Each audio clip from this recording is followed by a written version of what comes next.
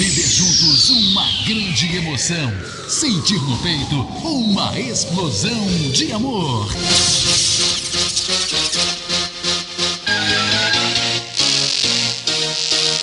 Está entrando no ar, na Catedral FM. Deus é 10. Com Padre Jojão.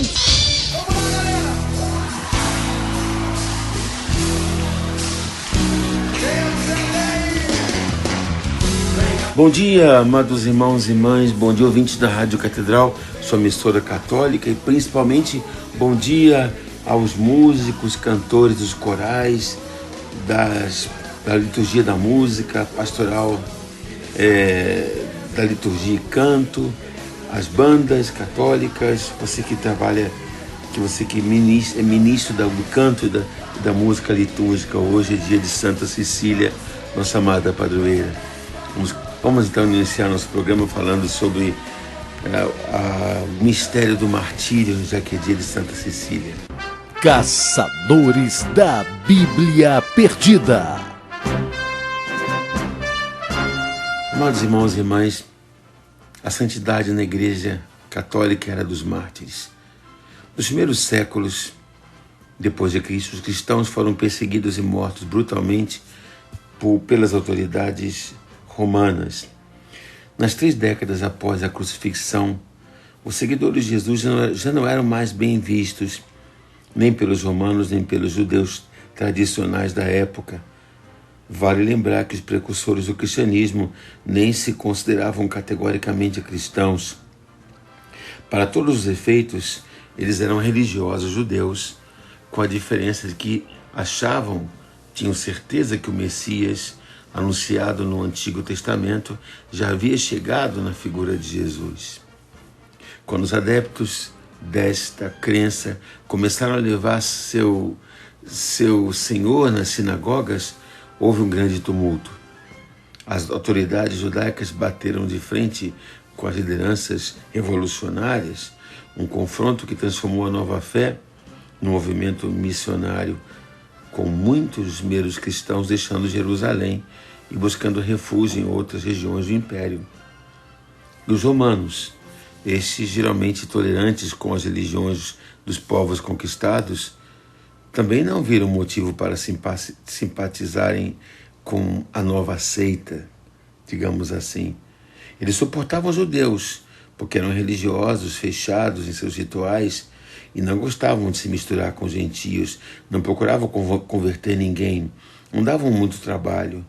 Mas os cristãos, esses tentavam converter os cidadãos de Roma, esperando que havia um reino dos céus, muito mais poderoso que qualquer outro governo terreno, que o seu Senhor era o rei de todos, até o imperador estava abaixo dele.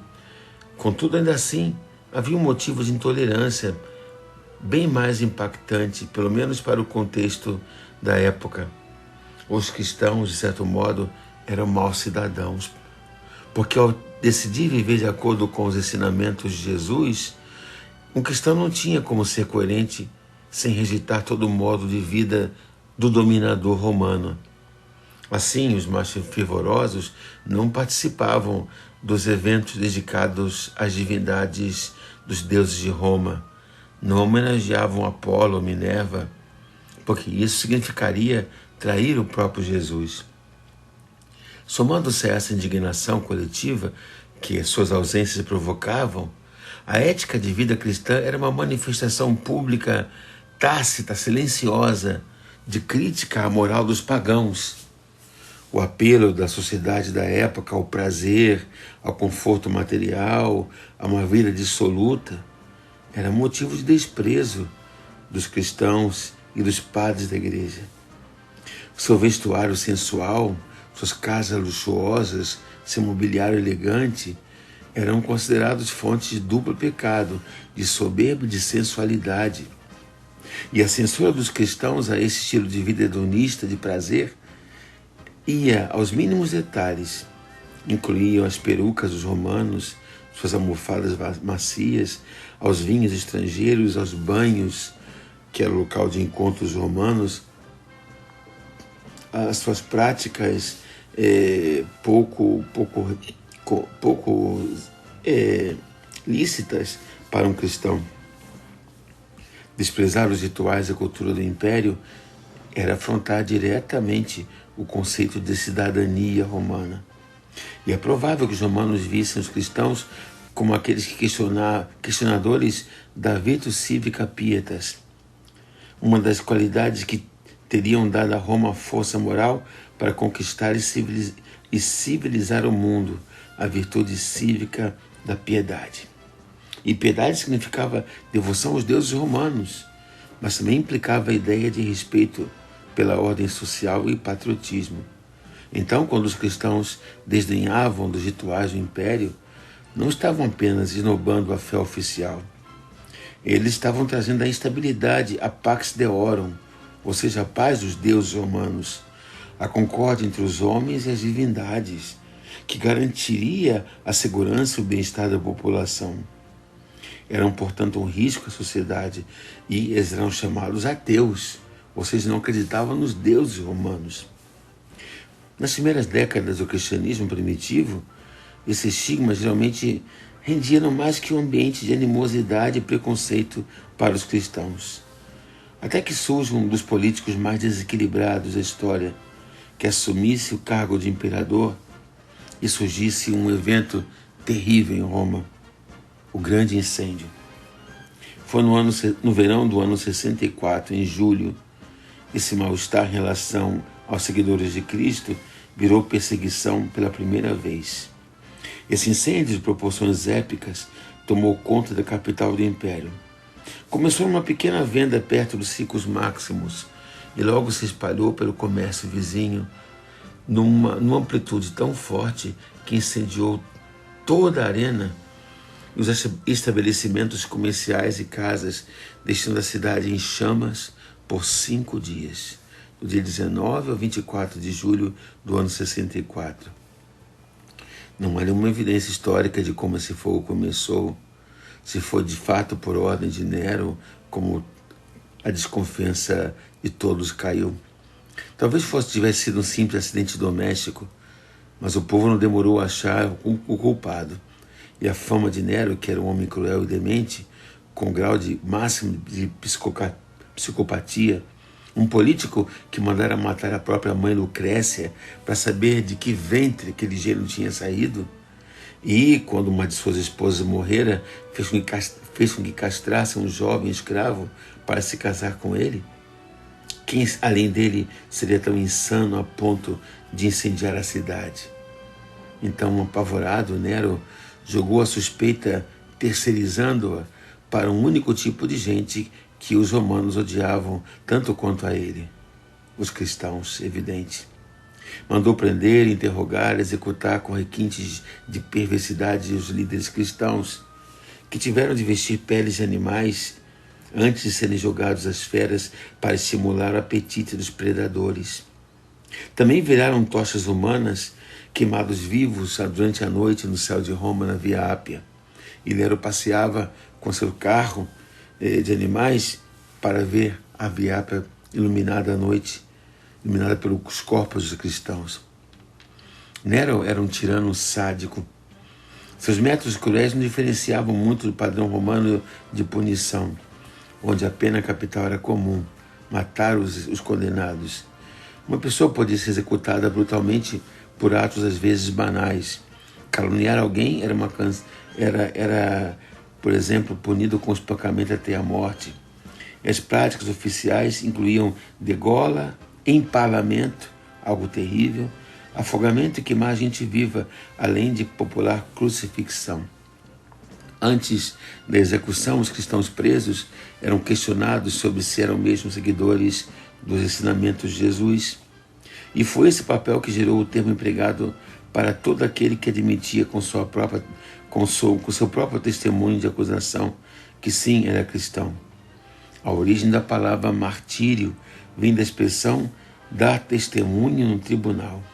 Eram as testemunhas. E a perseguição sanguinária de Nero deu início aos séculos que ficaram conhecidos como a Era dos Mártires.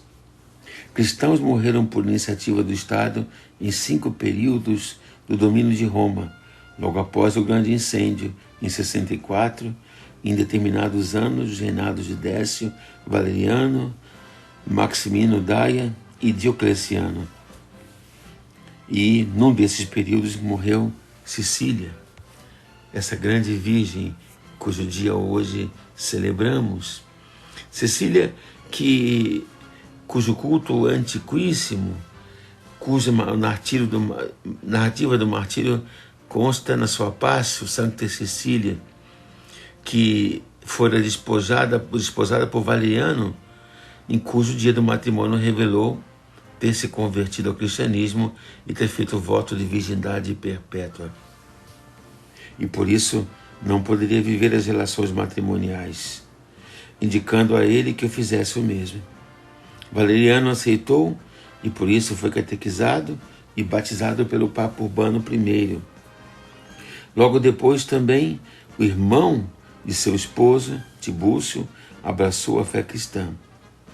No entanto, ambos foram presos por ordem do prefeito Túrcio Almáquio e após serem torturados foram decapitados junto com o oficial encarregado de levá-los ao cárcere, Máximo.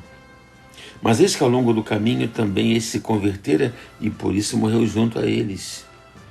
Frustrado as tentativas do prefeito de Roma, Almáquio, decidiu também matar Cecília. As tremendas repercussões da execução pública dessa jovem cristã, cuja popularidade era muito grande, mandou levá-la à sua casa, onde a trancou numa terma em altíssima temperatura, simulando sua morte por asfixia. Mas depois de um dia e uma noite, os guardas a encontraram miraculosamente viva, envolta num celeste refrigério. Assim Almáquio mandou decapitá-la, mas apesar de 3 golpes violentos na nuca, o algoz não conseguiu cortar sua cabeça. Cecília morreu após 3 dias de agonia, durante os quais doou todos os seus bens aos pobres e sua casa à igreja. Não podendo pronunciar sequer uma palavra, continuou a professar sua fé ao Deus unitrino apenas com os dedos das mãos. E, dessa forma, o pintor moderno a esculpiu na famosa estátua que ainda se encontra sob o seu altar central na basílica ela dedicada que fora a sua casa em Trastevere, em Roma. O Papa Pascoal I, que depois trasladou o seu túmulo das catacumbas romanas, onde o Papa Urbano havia sepultado, diz no seu sermão à Virgem Cecília, que trazia sempre em seu coração o Evangelho de Cristo. Cecília foi proclamada padroeira da música em virtude da antífona da entrada de sua missa. Enquanto os órgãos tocavam, ela canta em seu coração somente ao Senhor. Abençoe-vos, Deus Todo-Poderoso, Pai, Filho e Espírito Santo, e até amanhã, se Deus quiser, fiquemos na paz do nosso Deus que é 10. Amém. Catedral FM apresentou Deus é 10. Com Padre Jorjão, Deus é 10.